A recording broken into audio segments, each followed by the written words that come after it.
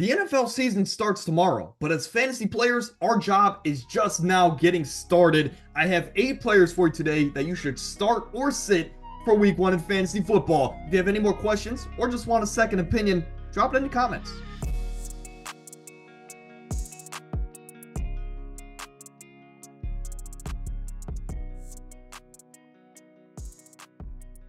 Let's start off here with Kyler Murray, seemingly everybody's favorite fantasy football quarterback this offseason. I would be lying if I said I didn't like the real-life player of Kyler Murray, one of my favorite players in the league today. But this is a guy that gives you elite rushing upside. When he returned last season, he was the quarterback 9 for the Arizona Cardinals, coming off an ACL injury. He's a special talent, right? You've added Marvin Harrison into this offense. You've added Trey Benson into the offense. The offensive line has gotten better. And, of course, there's just a different vibe around this team compared to last season. Now, the cons for him this week, he's playing Buffalo, in Buffalo, and Buffalo. I said it 3 times. But they were a bottom 5 matchup for the quarterback position last year in fantasy football. Now, Buffalo has lost some pieces. Guys like Jordan Poyer, Micah Hyde, some other pieces on this defensive line. So Buffalo's defense has gotten worse, but the home field advantage is still there. Marvin Harrison ultimately as well is the number 1 go-to guy in this offense, but he's just a rookie, so still unproven at this level. However, given what Buffalo has lost and all the hype around Kyler Murray, come on, he's a fun guy, and he's starting for a lot of us. We're going to start Kyler Murray in week 1 of our fantasy football seasons. He needs to save a lot of our fantasy teams. Jordan Love, my second favorite player in the league outside of Kyler Murray. This is a guy that has an interesting week 1 matchup. Of course, he broke out the second half of last season, and we're looking for that magic to continue.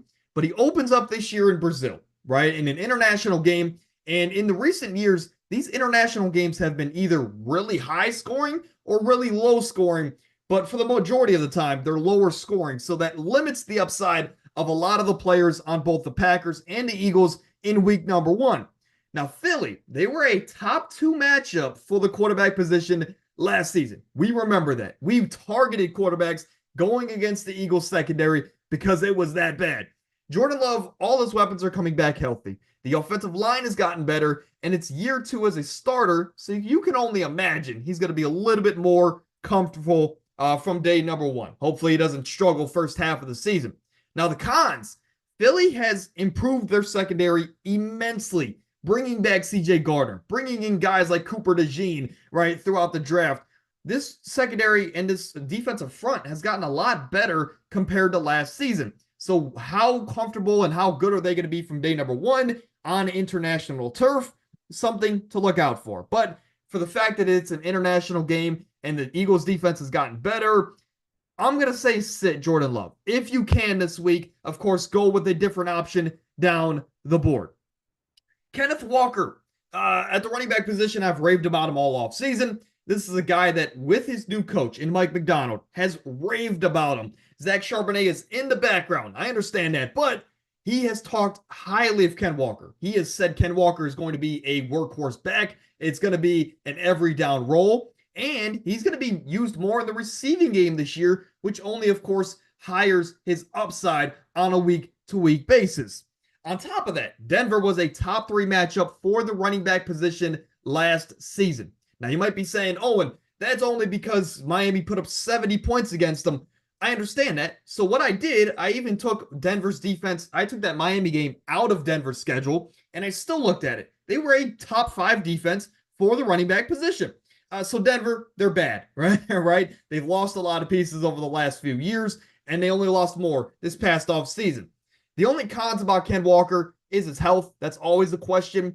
And Zach Charbonnet, right? How involved is he going to be? If Ken Walker gets them all the way down the field, will Charbonnet steal his red zone touches?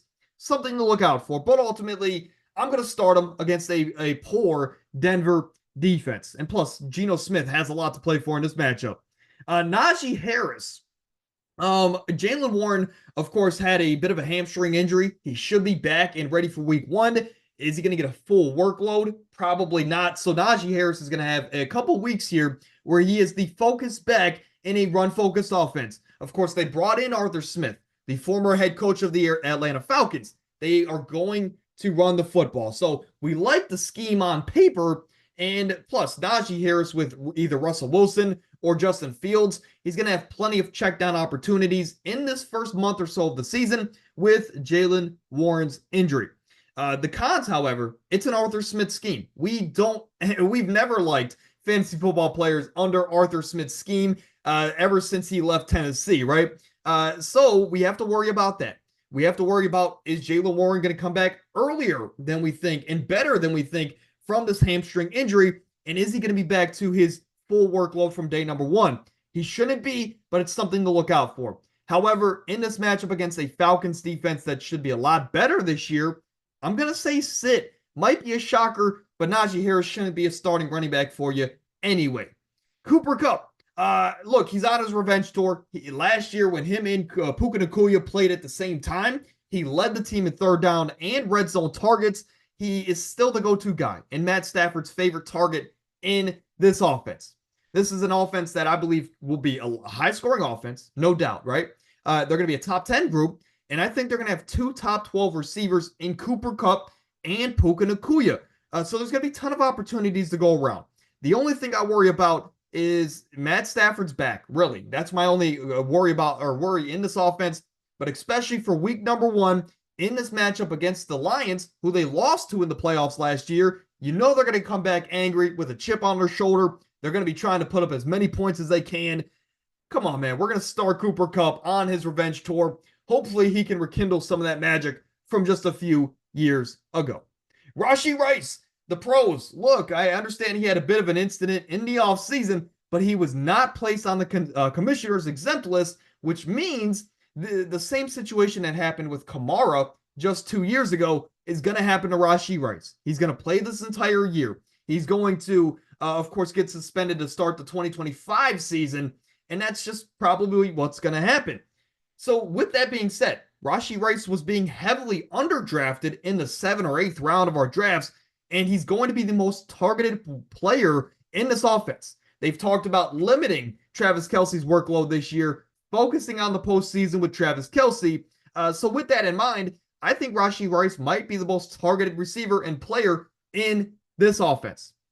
The other cons, of course, you have Andy Reid and Pat Mahomes to get him the football. We love that. The cons, however, first game of the season, and he's facing a Baltimore Ravens secondary and defense that was top 5 against wide receivers last season.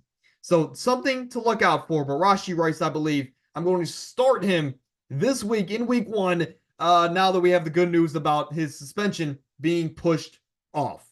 Jaden Reed here. Let's talk about him, right? I talked about Jordan Love earlier in the game, and a lot of the same can be said here with Jaden Reed. The Eagles have improved their secondary immensely. It's going to be an international game, which usually doesn't fare well for wide receivers. Everybody is healthy in this offense, and Josh Jacobs, how they talk about him, they talk about him like he's Christian McCaffrey. So for that reason, you should have other wide receivers. Let's go ahead and sit Jaden Reed. Let's remember that this Eagles defense is not the same as it was last year, especially that secondary. To close off here, let's talk about a tight end. Jake Ferguson. He is one of the 2 targets in this offense. That's really it, right? Outside of that, you got Brandon Cooks or, some other younger wide receivers.